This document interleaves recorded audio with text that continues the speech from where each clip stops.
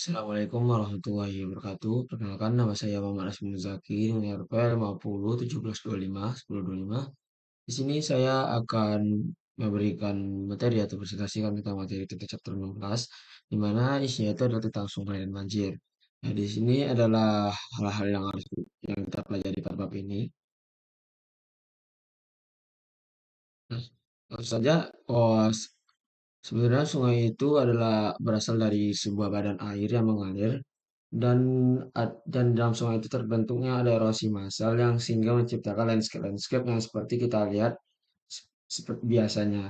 Nah, ini ada hubungannya dengan sistem bumi dan daur hidrologi, di mana ada interaksi hidrosfer, geosfer, dan juga biosfer dan atmosfer terhadap siklus hidrologi. Nah, seperti pada gambar di bawah ini, di mana pertama-tama air yang ada di lautan, di sungai itu mengalami evaporasi. Nah, tersebut juga beberapa tanaman juga mengalami transpirasi, di mana mereka itu ketika uap-uap air tersebut bergabung akan membentuk kondensasi, di mana akan membentuk sebuah awan. Nah, awan ini yang terbentuk akan berpindah karena akibat angin dan ketika dia masanya jenuh dan tidak bisa menampung lagi gaya gravitasinya sehingga dia akan turun dan menciptakan presipitasi. Nah, presipitasi ini adalah hujan yang seperti biasanya kita eh, terjadi pada setiap harinya. Nah, ketika hujan tersebut mencapai tanah, di mana tanah ini eh, tanah di mana mencapai tanah, maka tanah itu air air tersebut akan mengalami infiltrasi, yaitu menuju terserap oleh tanah ke bawah. Nah, ketika air tanah itu terserap ke bawah, mereka tersebut akan menjadi mengalir. Nah, mengalir ini yang disebut namakan dia freshwater. Nah, ketika air tersebut jatuh, ada yang menyerap ke tanah mengalami infiltrasi, ada juga yang tergenang menjadi bentuk danau, ada juga yang menciptakan sungai. Nah, ketika air tersebut telah mencapai tanah dan bergerak menjadi groundwater atau freshwater, nah ketika di laut dia dinamakan jadi saltwater. Nah, air tersebut yang telah mengalami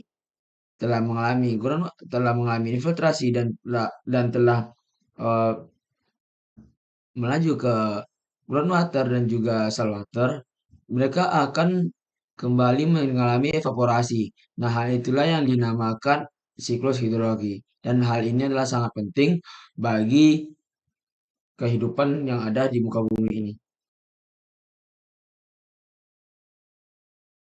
Nah, sungai itu adalah aliran air yang mengalir dari lereng bagian atas menuju lereng bagian bawah akibat adanya pengaruh gravitasi. Nah, di beberapa daerah lah yang dinamakan sungai.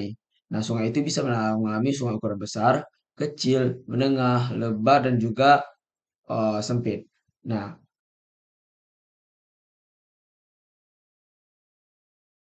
seperti pada gambar di bawah ini.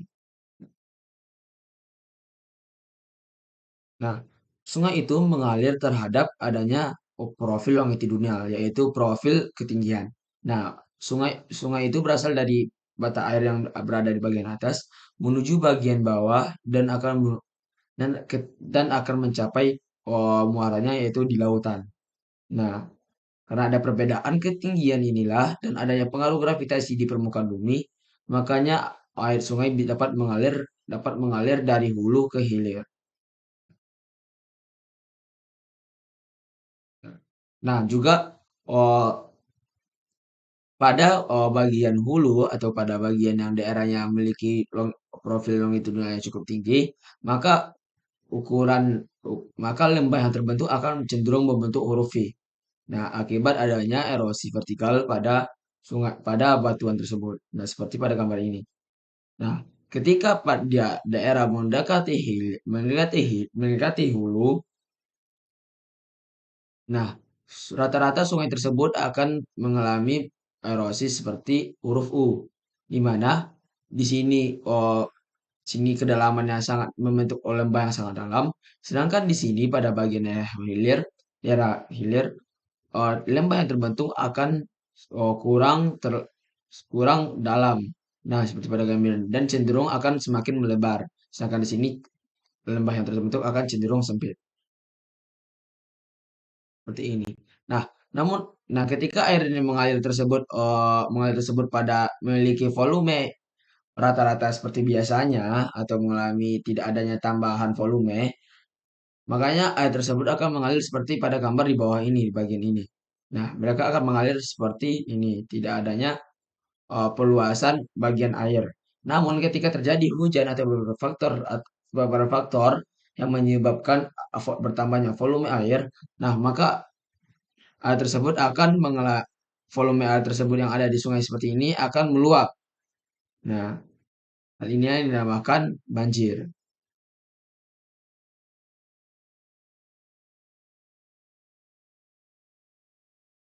Nah, daerah aliran sungai itu adalah, nah selanjutnya itu ketika kita, nah selanjutnya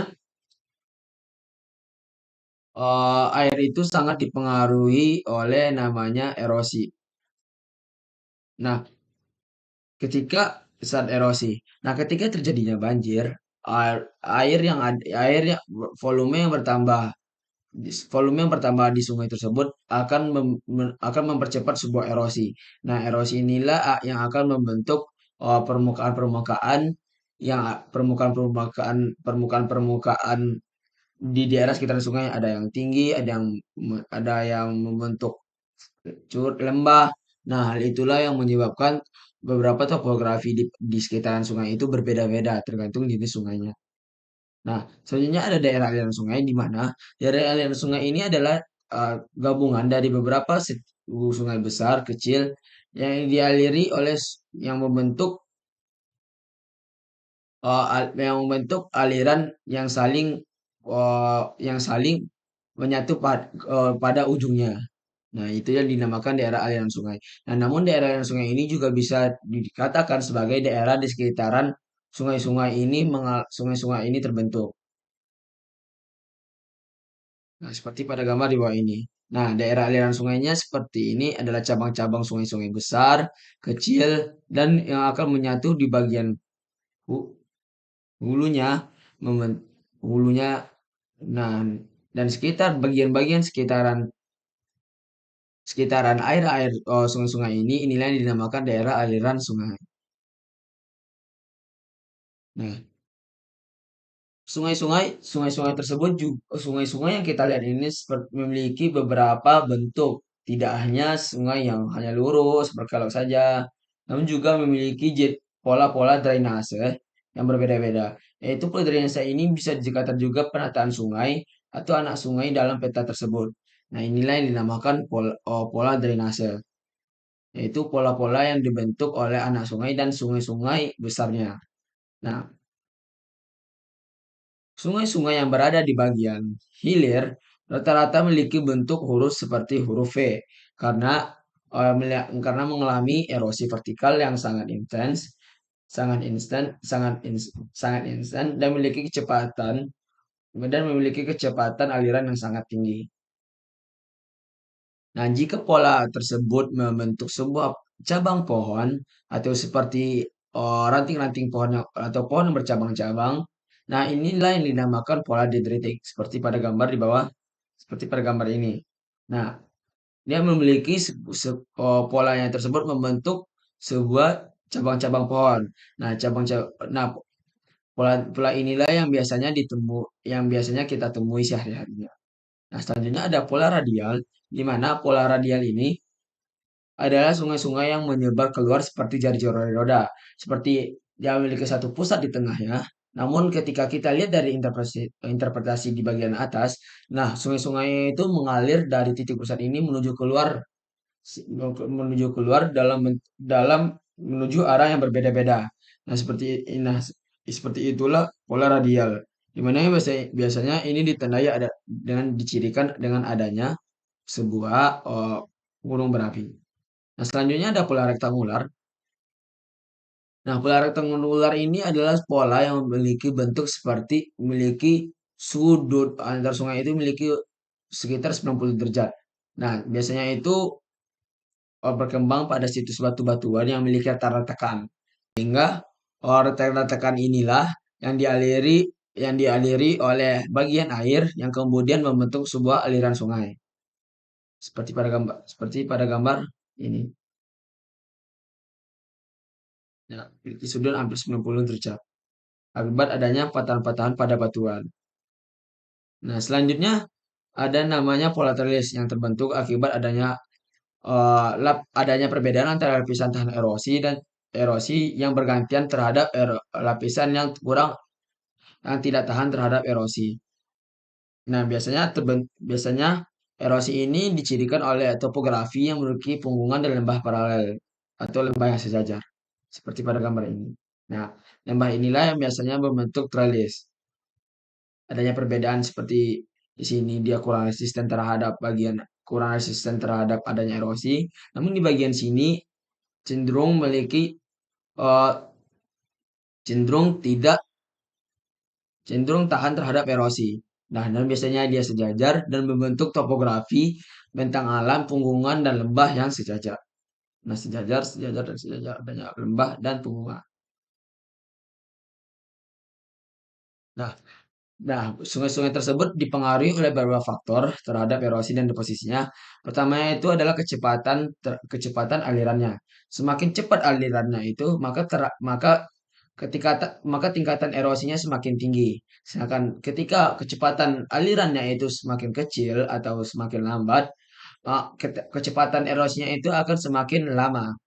Makanya pada di daerah, nah, nah, makanya kecepatan ini juga mempengaruhi pengikisan, pengangkutan dan pengendapan sedimen. Semakin cepat alirannya, kemampuan dia untuk mengendapkan sedimen hampir tidak ada. Sedangkan kecepatan yang semakin lambat, maka pengendapan sedimen ini semakin kuat atau semakin cepat. Nah, hal itulah yang bisa menyebabkan bahwa daerah bagian hulu atau daerah gunung tidak mengalami kurang mengalami endapan endapan sedimen karena daya kecepatannya yang tinggi sehingga dia itu dapat memiliki erosi yang tinggi, erosi dan mengangkut yang tinggi, namun kurang terhadap mengendapkan sedimen. Sedangkan di bagian daerah hilir sungai, daerah hulu sungai dekat atau daerah muara. Hal inilah yang cenderung membentuk sebuah topografi yang memiliki endapan-endapan sedimen karena kecepatan pengendapannya itu yang kurang. Nah, kecepatannya itu kurang, namun memiliki dampak bahwa kemampuan untuk mendekat sedimennya itu cenderung lebih tinggi.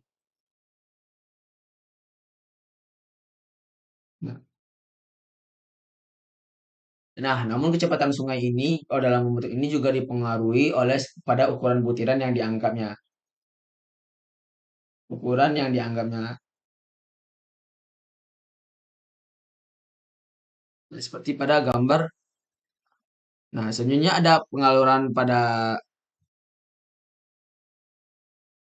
seperti pada gambar ini. Nah, semakin tinggi kecepatannya itu, makanya seperti pada bagian grand size ini, di mana ada batuan gravel yang memiliki tekstur yang lebih kasar, sedangkan sand yang menengah, sedangkan fine and clay and silt ini dia lebih cenderung halus.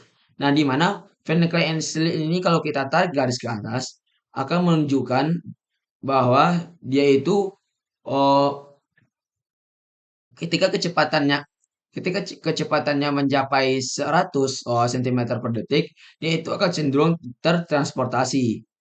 Nah, namun ketika cenderung tertransportasi atau lebih sebenarnya lebih mengalir. Nah, namun ketika batuan dengan ukuran yang lebih besar atau yaitu seperti kita sebut tentang gravel dan kecepatan 100 ini, nah kalau kita tarik garis, maka dia akan mengalami namanya deposisi. Nah, hal itu yang menyebabkan terkadang adanya perbedaan perbedaan ukuran sebuah batuan untuk mengalami transportasi dan juga erosi dan juga sedimen. Nah, seperti pada gambar ini, perbedaannya juga terhadap sand atau pasir, di mana kalau ketika clay mengalami kecepatan sekitar 10 meter per detik, dia itu akan tetap mengalir atau tetap transportasi. Sedangkan pasir, ketika jawabannya sekitar 0,1 sampai 1 sentimeter per detik kecepatannya, dia itu cenderung akan terposisi atau terendapkan. Nah, ketika dia mengalami, ketika batuan mengalami di atas di antara 500 sentimeter per detik, dia itu cenderung tererosi. Nah, ketika gravel mengalami kecepatan di sekitar 1000 sentimeter per detik, nah dia itu pada bagian tabel ini. Kita tarik sebuah garis di mana kecepatannya sekian dan ukurannya sekian, maka titik pertemuan antara dua garis inilah yang bisa kita interpretasikan bahwa dia itu mengalami transportasi, deposisi atau mengalami erosi. Nah, seperti pada gambar ini. Nah, contohnya saja aku saya mengambil bahwa yaitu dia itu memiliki kecepatan sekitar 15 cm per detik. Nah, kalau kita tarik 15 cm per detik dan juga seal bagian sini, nah dia itu akan cenderung tertransportasi. Sedangkan kalau gravel saya tarik pada kecepatan 15, nah dia itu akan cenderung terdeposisi atau terendapkan.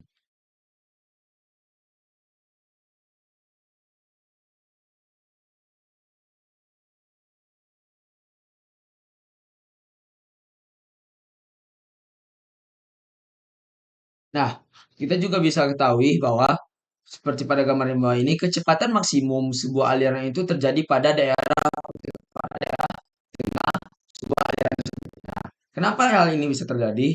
Karena pada daerah-daerah sekitaran daerah bagian tengah ini terjadi adanya kontak antar lapisan. Nah, sehingga kontak antar lapisan ini dapat menyebabkan adanya kecepatan alirannya itu berkurang. Nah, makanya di bagian tengah ini tidak ada kontak apapun, maka kecepatan aliran sungai tersebut dapat mencapai ke tingkat maksimumnya ketika berada di bagian tengah, seperti pada gambar ini. Nah, selain itu faktor yang mempengaruhinya adalah gradien. Nah, gradien ini sangat mengontrol kecepatan aliran sungai. Nah, ketika aliran sungai ini memiliki gradien yang sangat curam atau memiliki sangat curam, nah dia itu memiliki kecepatan yang lebih tinggi daripada aliran yang memiliki aliran yang memiliki gradien yang lebih landai, yang memiliki kecepatan yang lebih rendah. Nah, hal itulah yang membuat daerah bagian gunung memiliki karena gradiennya itu curam, makanya kecepatan aliran sungai di daerah gunung atau daerah perbukitan memiliki kecepatan yang lebih tinggi daripada daerah yang arah pantai karena gradien di daerah pantai tersebut cenderung landai.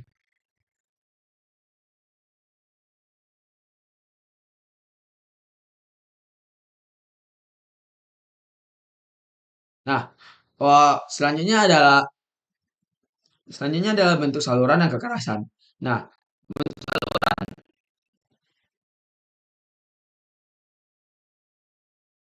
Nah, bentuk saluran sungai ini juga mempengaruhi bagaimana sungai itu mengalami erosi, deposisi, dan juga lainnya. Nah, sungai yang memiliki ukuran yang lebih atau memiliki luas yang lebih kecil, dia itu cenderung memiliki kecepatan yang relatif lebih tinggi. Cenderung memiliki kecepatan yang lebih tinggi. Nah, seperti pada gambar ini dijelaskan bahwa alur A dan alur B itu memiliki memiliki ukuran yang sama. Nah, kita tahu bahwa bagian A dan bagian B ini memiliki luas namun karena perbedaan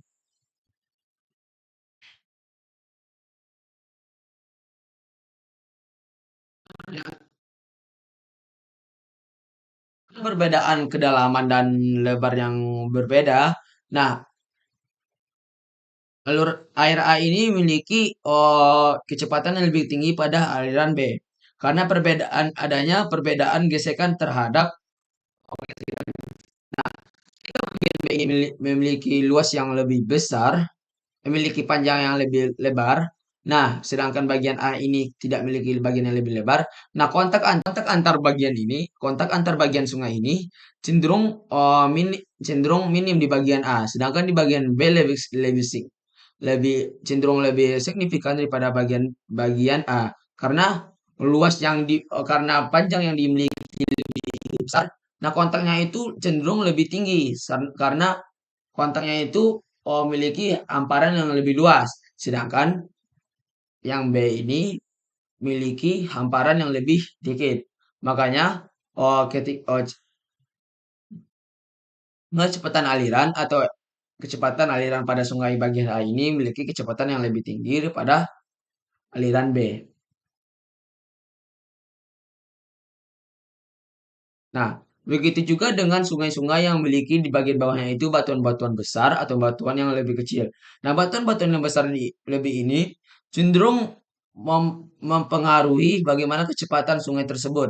Nah, kecepatan sungai yang memiliki batuan yang cenderung besar ini akan sering mengalami kontak atau mengalami eh, kontak terhadap ini sehingga kecepatan yang ditimbulkan akan sedikit menurun daripada batu-batuan yang lebih kecil seperti benda ini. Nah, dapat memperlambat aliran sungai karena adanya kontak-kontak pada sungai. Nah, selanjutnya adalah debit air, di mana debit air ini adalah volume air yang dilewati suatu titik dalam satuan waktu. Nah, biasanya ketika bisa didivisikan dengan lebar rata-rata sungai dikalikan dengan kedalaman rata-rata dikali kecepatan rata-rata. Nah, dengan selebaran 100 kaki dan sedalam 500 kaki dapat mengalir dengan kecepatan 4 mil per jam seperti pada ini. Nah, itulah debit airnya. Nah, karena perbedaan debit air, hal ini juga bisa dilihat dari iklim yang ada di lembab. Air yang mengalir dari tanah dapat ke sungai dapat melalui dasar sungai. Sebenarnya, sungai-sungai kecil mengalir ke sungai lebih besar sepanjang aliran dapat menambah debit air ke sungai tersebut. Nah, seperti pada gambar ini, hal ini juga bisa mempengaruhi adanya kecepatan kecepatan sebuah aliran sungai,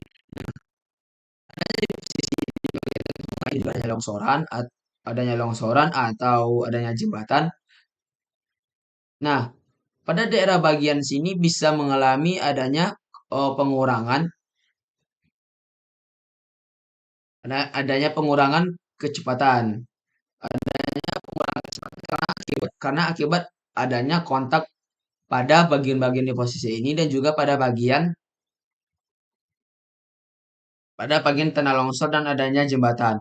Namun, bagian-bagian longsor ini menciptakan celah sempit. Nah, celah-celah sempit seperti bagian ini sehingga dapat menciptakan adanya alur yang lebih kuat, alur yang lebih cepat karena yang seperti saya bilang di awal tadi bahwa memiliki luas penampang yang lebih kecil dapat menyebabkan alur sungai yang lebih kuat sehingga pada bagian-bagian yang terdeposisi ini walaupun dia mengalami perlambatan namun pada bagian-bagian yang kecil atau di sebelahnya dia itu akan mengalami percepatan. Nah, memiliki kecepatan yang lebih tinggi. Nah, di sini dia akan melambat, namun di bagian tepi ini, bagian kecil ini, dia akan mengalami kecepatan yang lebih tinggi pada bagian daerah sini. Begitu juga ini. Nah, di belakang jembatan yang ada penumpang di bawah ini dia mengalami perlambatan. Namun di bagian tengahnya ini karena dia memiliki luas daerah yang lebih sempit, maka dia akan mengalami kecepatan atau debit air yang lebih cepat daripada bagian sekitarnya.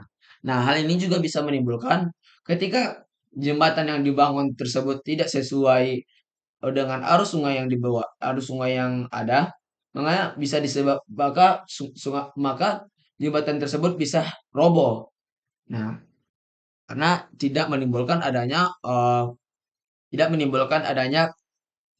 eh, ketika melihat suatu kecepatan aliran sungai.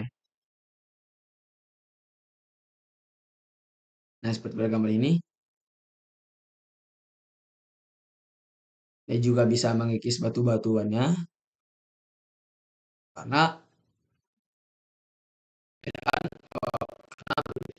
adanya penghalang di bagian sungai.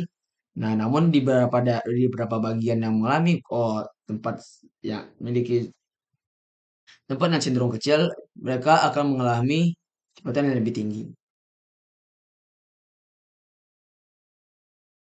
Nah, debit air atau kecepatan air akan meningkat selama banjir karena adanya pertambahan volume dan adanya oh, adanya penambahan volume dan adanya perbedaan di bagian atas yang mengalami bagian atas yang menjadi penghalang terhadap aliran sungai. Nah, namun ketika aliran sungai ini meluap, kecepatan yang di dekat aliran sungai ini akan cenderung lebih tinggi pada kecepatan yang ada di bagian bawahnya. Nah, pada bagian di sekitarnya. Nah, ketika kecepatan dia semakin cepat di bagian dekat sungai. Nah, namun ketika surut, airnya tersebut yang mengalami kecepatan lebih rendah akan mengalami endapan sedimen, sehingga di dekat sungai itu endapan sedimen sehingga karena volume banjir ini berasal dari sungai dan sungai ini memiliki kecepatan yang lebih tinggi pada awalnya. Namun ketika kecepatan di tengahnya ini mengalami pelambatan, namun di bagian sekitar ini akan memiliki kecepatan lebih cepat daripada di sekitar aliran sungai. Nah, namun sungai sehingga endapan di sedimen yang terhadap pada daerah banjir yang lebih jauh dari dataran sungai, dia itu akan mengalami tidak terjadinya endapan sedimen. Sedangkan di dekat sungai, karena dia mengalami kecepatan yang lebih lambat habis ketika banjir surut, nah dia tersebut akan mengendapkan sedimen pada bagian tepi-tepinya. Hal inilah yang bisa menyebabkan adanya tanggul alam.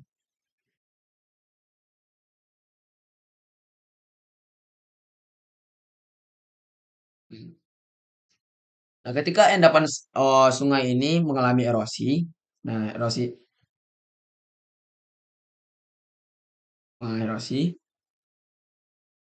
sedimen-sedimen tersebut akan membentuk partikel-partikel batuan, akan mengangkut dan akan mengikis partikel-partikel batuan sehingga dapat diendapkan ketika energinya itu lebih rendah pada ketika batuan tersebut terkikis atau bisa dibilang dia akan terendapkan lebih jauh.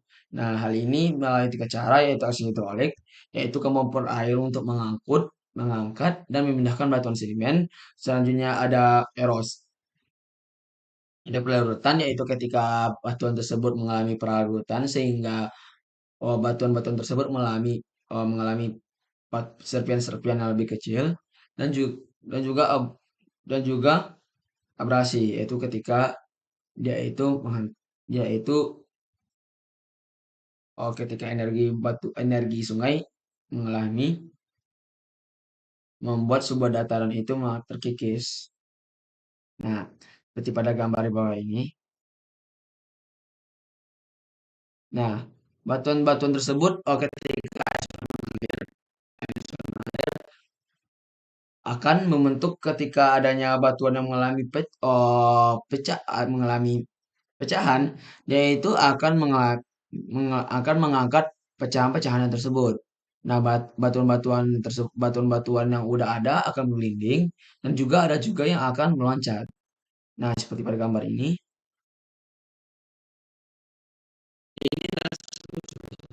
bentuk adanya erosi pada sungai sehingga dapat menimbulkan adanya batuan-batuan. Nah, ini bisa juga dicirikan bahwa batuan-batuan yang tidak mengalami atau tidak membentuk sebuah cekungan ini lebih resisten terhadap pada batuan yang mengalami cekungan. Itu batuan-batuan yang tidak mengalami cekungan ini bisa dibilang dia lebih kuat terhadap erosi daripada batuan yang mengalami.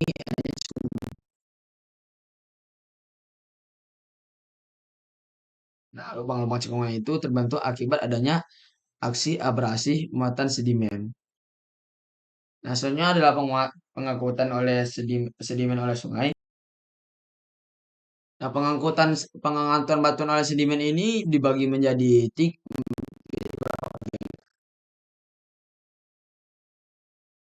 ada bagian yang terlarut, ada bagian yang bergerak, dan juga ada bagian yang di antaranya.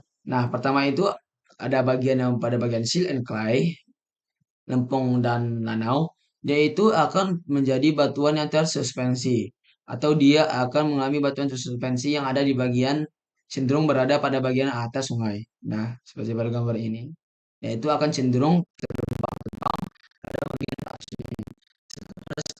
Nah, pasir itu akan cenderung seperti melompat atau saltasi, dinamakan saltasi, itu akan cenderung melompat di mana ketika dia mengalir, itu akan melompat, melompat, melompat, dan melompat. Nah, melompat inilah bisa disebabkan karena adanya eh, air, air yang mengalami gejolak, air yang mengalami air yang mengalami adanya turbulensi pada air. Nah, ini. Nah, ada juga batuan yang lebih besar pada batuan gravel. Nah, pasir ini terbentuk pada bagian dekat permukaan, bagian bawah sungai, bedload. Sedangkan yang lempung, lanau, atau sill and clay, yaitu kan cenderung berada pada bagian permukaan sungai. Nah, ada beberapa batuan yang akan mengalami rolling atau mengalami perputaran. Nah, cenderung ini ketika batuan tersebut akan mengalami rolling, dia itu akan membentuk bulat. Sehingga ketika batuan tersebut akan membentuk bulat sempurna, maka bisa kita bilang batuan tersebut telah mengalami transportasi yang sangat jauh. Nah, ada yang sliding, yaitu akan bergeser, kayak misalnya ada batuan segini, dia akan bergeser, bergeser, bergeser. Nah, itu cenderung terjadi pada batuan gravel. Batuan gravel. Tersebut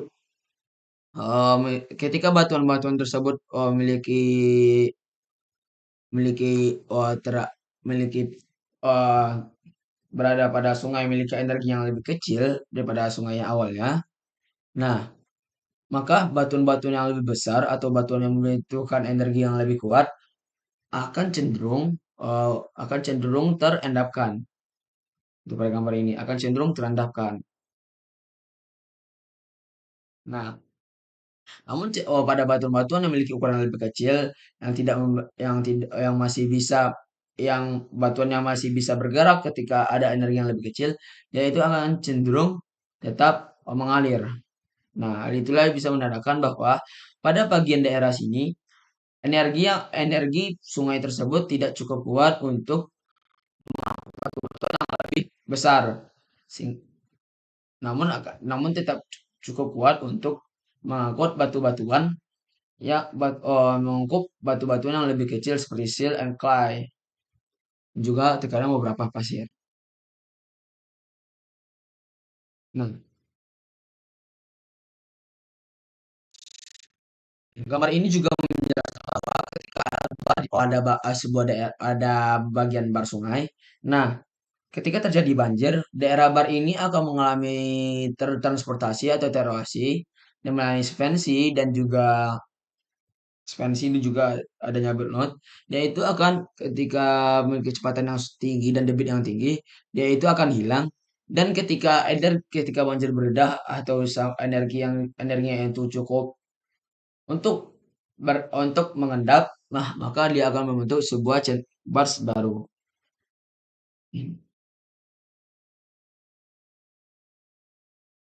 Nah, apa itu bars?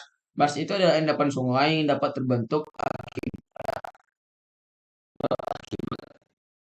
akibat adanya pengangkatan oleh sungai, yaitu biasanya berupa gundukan sedimen dan terdiri dari pasir dan kerikil. Biasanya itu terletak di tengah atau di tepi sungai. Nah, sebenarnya ada endapan placer. Endapan placer ini ada endapan yang mengalir di sungai secara mekanis yang dapat mengkonsentrasikan sedimen sedimen berat. Nah, sedimen berat ini biasanya memiliki kandungan kandungan yang meliputi debu emas, platinum, berlian, dan batu permata lainnya. Sehing- Sehingga biasanya itu endapan ini terendapkan pada bagian-bagian cekungan di bawah sungai yang memiliki kecepatan air yang cukup tinggi, namun tidak mampu untuk mengendapkan sedimen yang lebih berat. Nah, itulah yang dinamakan endapan pelosok. Nah, seperti pada gambar ini, yaitu cenderung terbentuk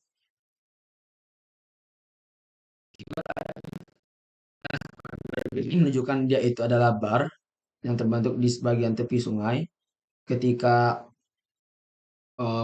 ketika dia bagian sini melambat dan bisa dan mampu untuk mengendapkan batuan sedimen, mengendapkan batuan. Sedangkan endapan placer ini adalah memiliki kecepatan yang tinggi, namun tidak untuk sedimen di bawah sedimen-sedimen berharga sedimen-sedimen ini. Nah, biasanya cenderung pada air terjun seperti ini. Nah, dan cenderung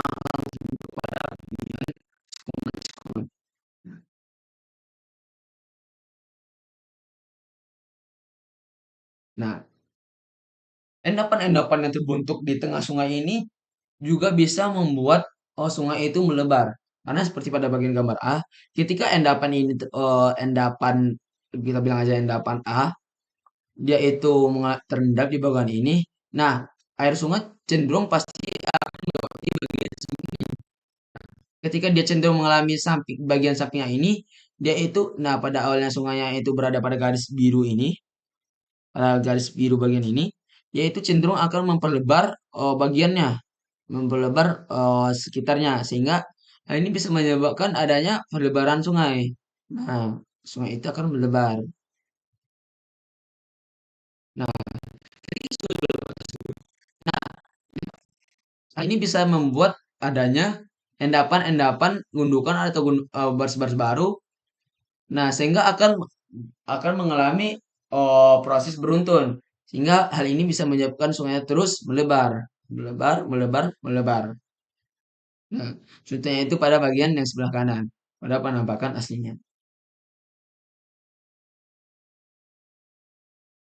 Bukan sedimen ini juga membuat daerah ini disebut terang.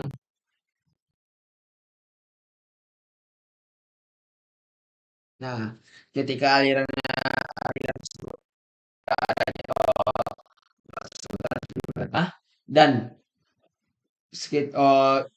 aliran di sekitarnya atau batas antar sungai itu memiliki kekuatan erosi yang tidak kuat atau tidak resisten terhadap erosi, dia itu akan cenderung tererosi dan akan membentuk sungai-sungai baru. Nah, sehingga bisa dapat bercabang-cabang. Nah,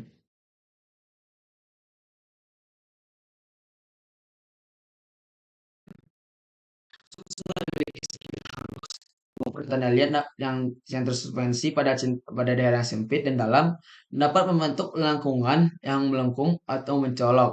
Nah, hal ini misalnya disebutkan mender. Nah, hal ini adalah dinamakan sungai mender. Nah, sungai mender ini juga cenderung terbentuk pada daerah-daerah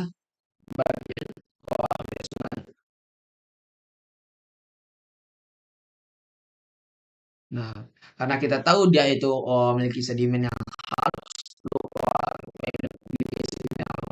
yang lumpur dan tanah liat yang cenderung halus.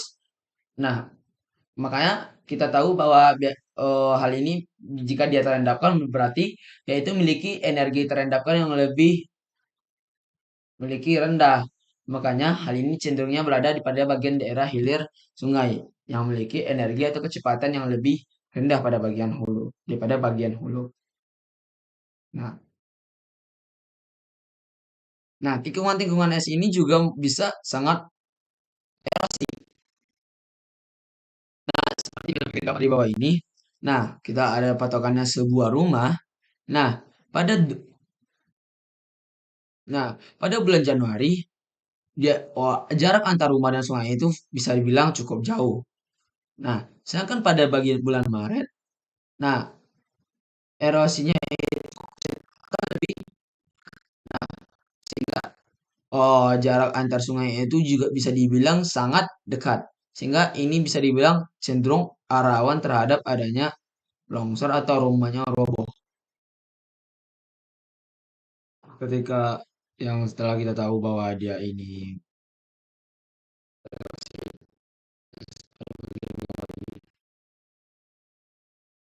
kan akan membentuk sebuah blokan-blokan ya, di mana kecepatan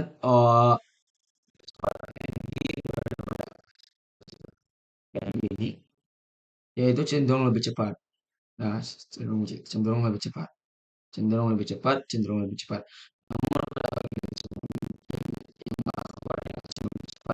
Sehingga di sini bagian dari sini akan mengalami erosi, tererosi, tererosi, dan juga di sini tererosi.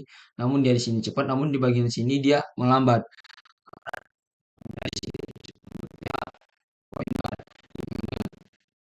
Sini akan mengalami deposisi. Nah, deposisi sedimen, deposisi sedimen. Nah, itulah yang menyebabkan bahwa bisa jadi sebuah guma ini untuk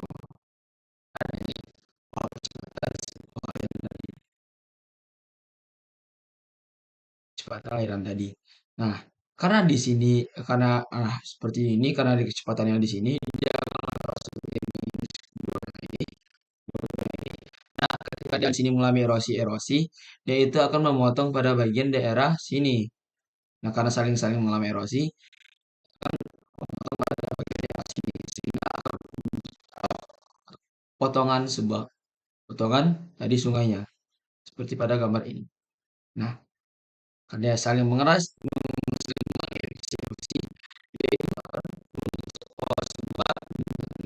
kecil. Nah, ketika dia terus mengalami erosi, dia itu akan membentuk cut off, akan memotong leher dari benda tersebut. Nah, dia akan sedimen. Nah, dia itu akan menciptakan namanya oxbow leg atau tapal kuda. Sehingga hal ini dapat mencirikan bahwa dia itu adalah mineral sungai. Ini. Nah, bisa dibilang bahwa dahulunya ini adalah sebuah belokan sungai. Namun dia itu telah mengalami cut off sehingga akan meninggal sebuah sungai tersebut akan sungai tersebut akan menjadi seperti pada bagian sekarang ini. Nah, selanjutnya adalah dataran banjir. Nah, dataran banjir ini adalah tanah yang luas yang dibentuk oleh sedimentasi ketika dua sisi sungai. Nah, selama banjir, dataran banjir ini dicirikan oleh bahwa selama banjir daerah ini tergenang oleh air dan ditutup dan adanya lumpur dan tanah liat yang terlarut. Nah, seperti itu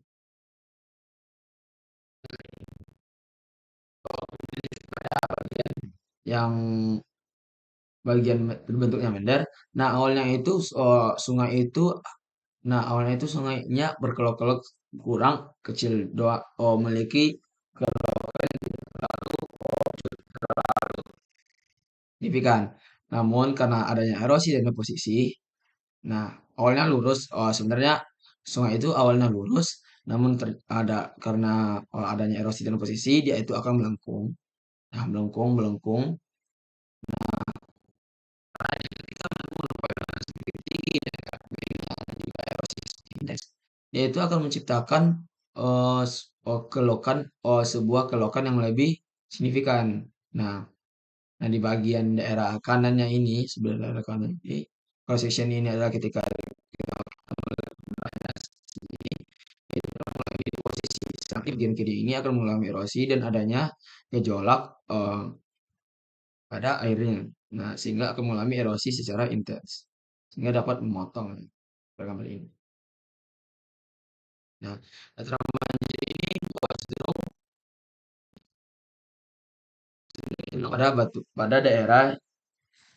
pada daerah yang ketika banjir daerah tersebut tergenang. Nah, biasanya itu dipisahkan oleh beberapa tinggian tinggi seperti ini. Nah, dia itu ketika banjir atau volume utama itu akan tergenang atau akan mengalami oh atau tempat daerahnya itu banjir lah. Nah, biasanya itu datarannya itu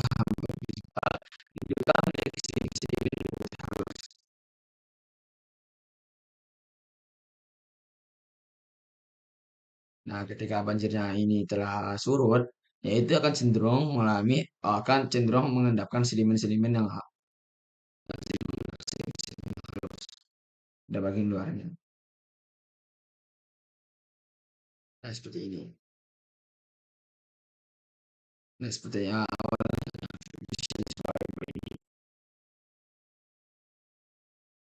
nah, lapisan horizontal yang di depan benjing berbentuk halus dengan lensa yang dapat agar berbentuk kasar di bagian ini. Nah, ketika adanya migrasi of member, adanya eh, migrasi pada bagian semakin halus ke atas dan membuat bendernya itu berpindah. Nah, nah ini bisa disebabkan oleh akibat adanya banjir tersebut. Nah, ini juga bisa menyebabkan kenapa sungai itu juga bisa membentuk.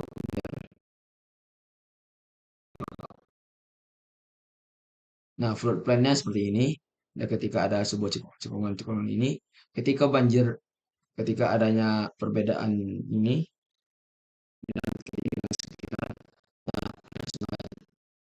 ini itu adalah batas antara yang tinggi ini ke daerah ketinggian satu lagi.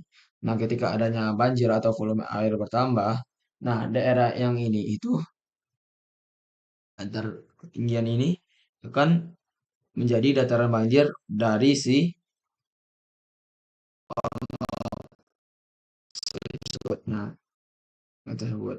Nah, banjirnya reda, dia itu akan membentuk natural lift atau sebuah tanggul alam pada sekitar sungai dan adanya keseimbangan atau antara pengelola arus sungai.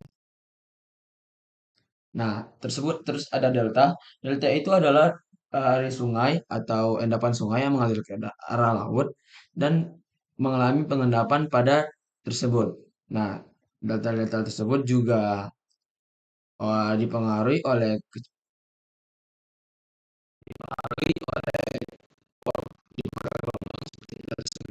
yang bisa dicirikan dipengaruhi oleh gelombang laut sehingga bisa dilihat pada Sungai Nil yang memiliki pulau-pulau penghalang di sisi lautnya.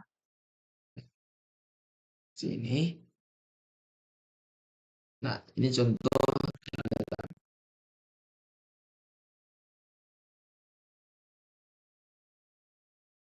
Nah, akibat karena adanya gelombang-gelombang ini, gelombang aktif, gelombang tersebut dengan mudah mengolah sedimen-sedimen deltanya. Sebenarnya juga delta ini juga dipengaruhi oleh pasang surut air laut seperti pada delta Ganges, Brahmaputra, Sungai Mississippi yang terbentuk ketika jumlah sedimennya itu besar. Itu biasanya dipengaruhi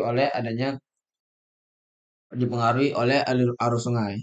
Ketika jumlah sedimennya itu besar, namun pasang surut dan juga arusnya itu cenderung tidak terlalu signifikan atau terlalu cenderung merusak si sedimen-sedimen ini, maka dia itu membentuk akan seperti sungai Mississippi. Nah, sungai Mississippi ini akan membentuk jalur-jalur sedimen jadi sedimen ke arah laut.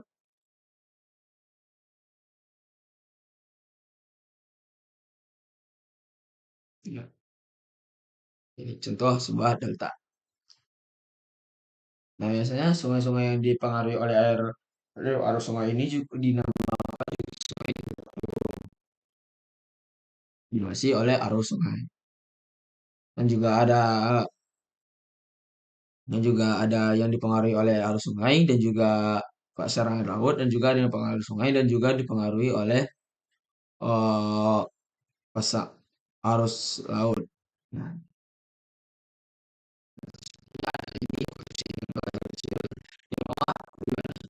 ini forest distributris ini adalah alur yang mendistribusikan sedimen-sedimen pada delta. Nah, adalah bagian tengah delta, sedangkan forest ini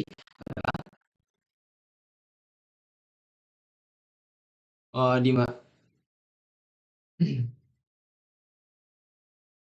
di mana dia itu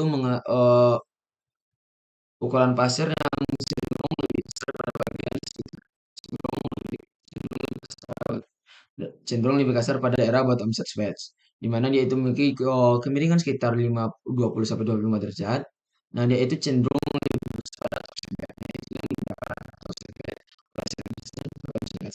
Nah, nah, seperti pada gambar ini contoh seperti pada delta yang dipengaruhi oleh arus, delta yang dipengaruhi oleh arus laut.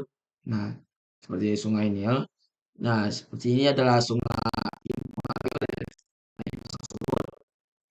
yang ditunjukkan oleh adanya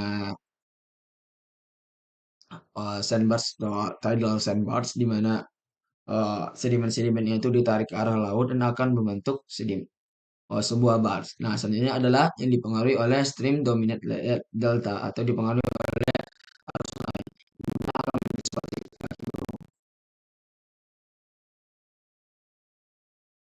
Nah, berbeda dengan delta, fans alluvial ini adalah ketika sebuah sungai mengalami penurunan yang signifikan terhadap sebuah lereng, namun dia itu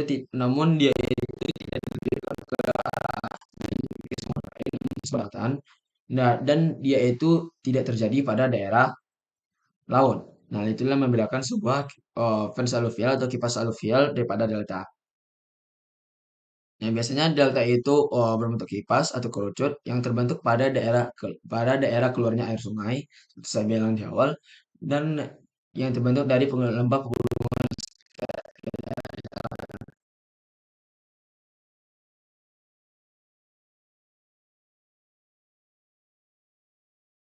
Nah, biasanya sedimen-sedimen yang pada daerah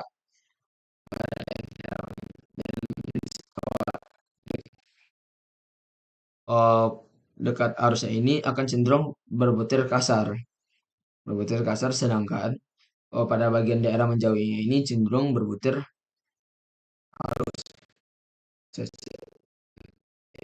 kasar dan akan semakin halus ke ujungnya.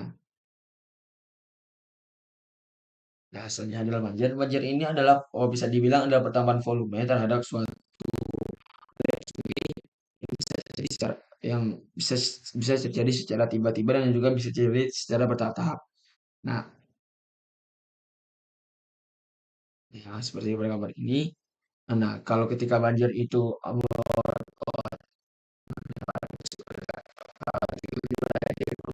ya itu akan merusak bagian rumah yang tidak tahan terhadap banjirnya. Nah, dan cenderung destruktif.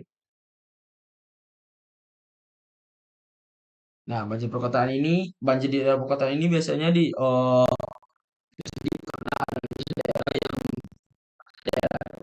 didominasi hujan yang memiliki cenderung melaju pada aliran permukaan air. Nah, karena filtrasi pada permukaan tanah ini ditutupi oleh bangunan-bangunan dan juga jalan-jalan, sehingga alir air tersebut mau memilih cara atau memilih jalan, yaitu akan mengalir di bagian atas permukaan tanah. Nah, misalnya itulah ciri-ciri terhadap ini disebabkan oleh adanya urbanisasi manusia. Nah, sebenarnya ada banjir-banjir bandang. Banjir bandang ini adalah banjir yang terjadi secara tiba-tiba dan surutnya dengan secara cepat. Biasanya banjir bandang ini dalam ukuran yang relatif lebih luas. Nah, tentunya pada utara Colorado pada Big Thompson pada tahun 1976. Yang itu kecepatannya itu mencapai 25 km per jam dan hanya terjadi selama beberapa jam pada bulan. Nah, ini di sini ada sebuah grafik yang menunjukkan bahwa sebenarnya pada bagian yang tidak ada dipengaruhi oleh urbanisasi manusia, yaitu memiliki akan cenderung sebuah sungai itu cenderung tinggi. Nah, seperti pada ini, ketika adanya durasi oleh sebuah air hujan, ketika terjadinya sebuah penambahan air laut, dia itu akan memiliki waktu yang cukup lama tinggi. Nah, sedangkan ketika ada urbanisasi, yaitu membutuhkan waktu yang lebih cepat daripada normal runoff.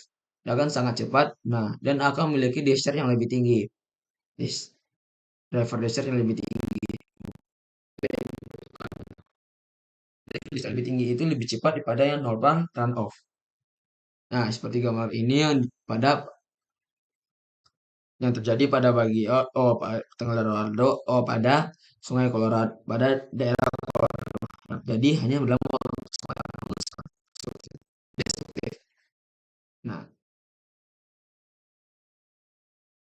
salah satu pengalian banjir ini adalah dengan membentuk sebuah penangkap penangkap sedimen atau bisa juga buat bendungan. Itu bisa juga bisa dengan sebuah tembok banjir. Nah, seperti bagian ini kita ketika sebuah bisa membentuk sebuah dam sehingga bisa air yang bisa menahan juga bisa membentuk sebuah uh, atau jalannya banjir dan juga adanya sebuah tanggul sehingga dapat menanggulangi pada suatu hari ketika sungai ini meluap sehingga dampak atau efek dirasakan tidak terlalu tinggi atau juga bisa di kota daerah sekitarnya ini tidak mengalami banjir. Nah,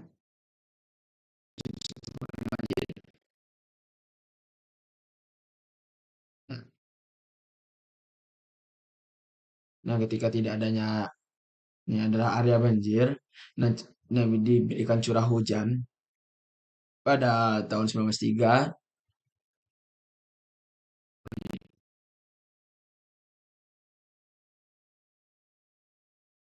Nah, di sana ada juga di belakang debit Sungai Mississippi dibandingkan dengan 100 tahun yang lalu.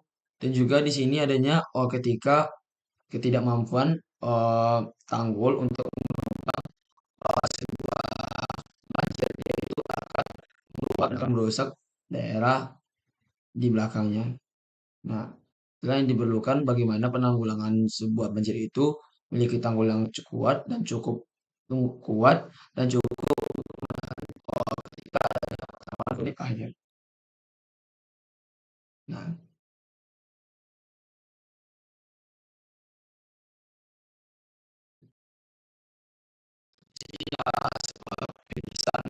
erosi massal, di mana ketika sebuah erosi ini terbentuk, namun di bagian daerahnya ini cukup resisten, namun di bagian bawahnya tidak resisten, yaitu akan mengerosi bagian bawah sehingga akan menimbulkan celah-celah curam.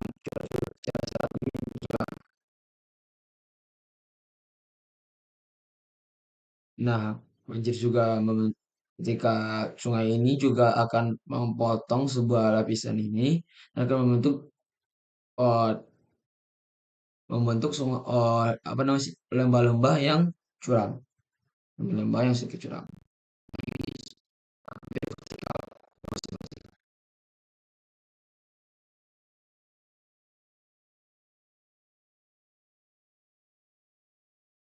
Nah, pengisian ke bawah atau pengisian vertikal hingga sebuah tingkat dasar atau base level. Nah, ketika sebuah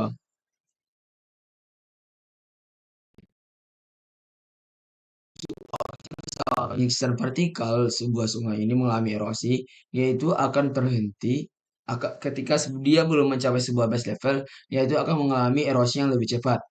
Nah, namun ketika sebuah sungai itu mencapai tingkatnya atau telah mencapai level itu akan mengalami erosi.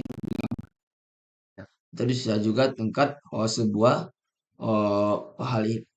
sungai, sebuah batuan itu mengalami resisten yang sangat tinggi. Nah, ketika hal inilah yang bisa membuat yaitu ketika ketika kita bisa membangun sebuah dam ketika damnya itu setinggi dengan base levelnya. Nah, sehingga hal itu tidak akan membuat sebuah daerah sungai itu akan mengalami erosi.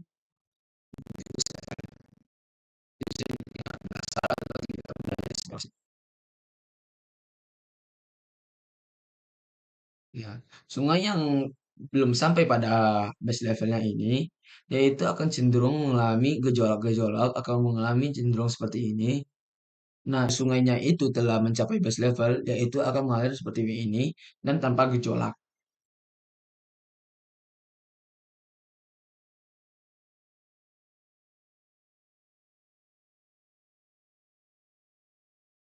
Ini juga mempengaruhi adanya perubahan beban sedimen yang dapat menyebabkan perubahan gradien.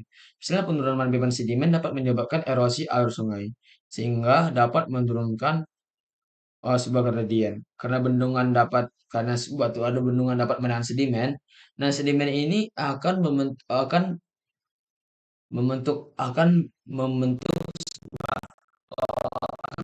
gradien. Itu akan cenderung lebih landai. Nah, gambar ini.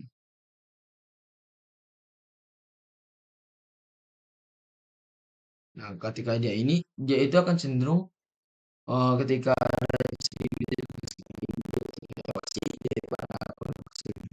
atau sedimennya itu menumpuk, dia itu akan cenderung mengurangi lembahnya itu akan cenderung akan sedikit lebih landai. Nah,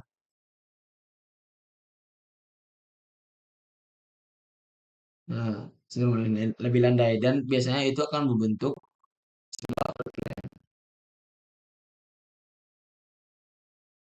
seperti ini. Nah, ini juga membentuk sebuah erosi pola dendritik di sepanjang pulau ini. Yaitu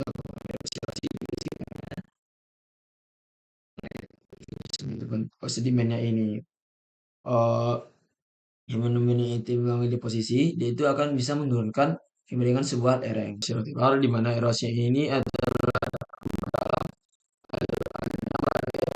sementara energinya itu memperlebar melalui lembah. Nah, erosi lateral ini biasanya berfungsikan pada erosi yaitu ketika sungai itu memperlebar bentuknya.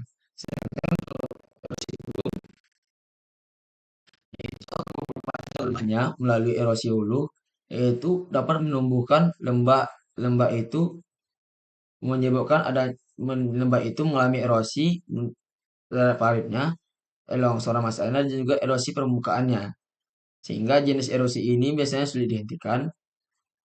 Nah, ketika erosi ini mengalami erosi ini, oh, itu akan mengikis ladang dan padang rumput ke arah hulu sehingga petani harus mengalihkan aliran permukaannya ke daerah Pak yang tidak ke daerah ya pada daerah-daerah sehingga dia itu bisa berpindah bukan berpindah untuk tidak mengerosi puing-puing.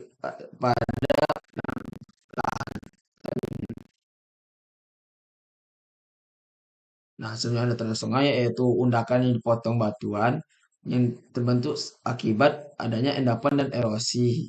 Nah, ini seperti ini adanya dataran sungai. Nah, itu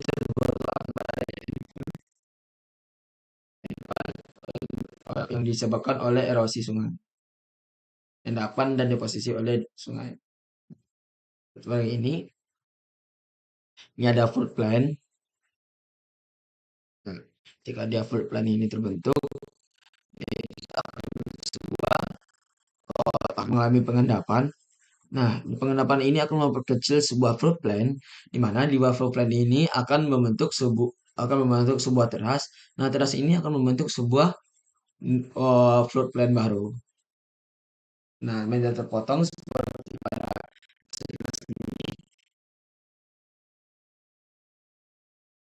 nah, itu ketika sungainya mengalami eh kelokan atau meandering river, dia itu akan cenderung semakin membentuk akan kecil untuk lebih kecil. Namun terjadi karena adanya pengangkatan, dia itu akan membentuk sebuah gradasi seperti bagian bawah ini. Ada gradasi-gradasi yang kelihatan jelas.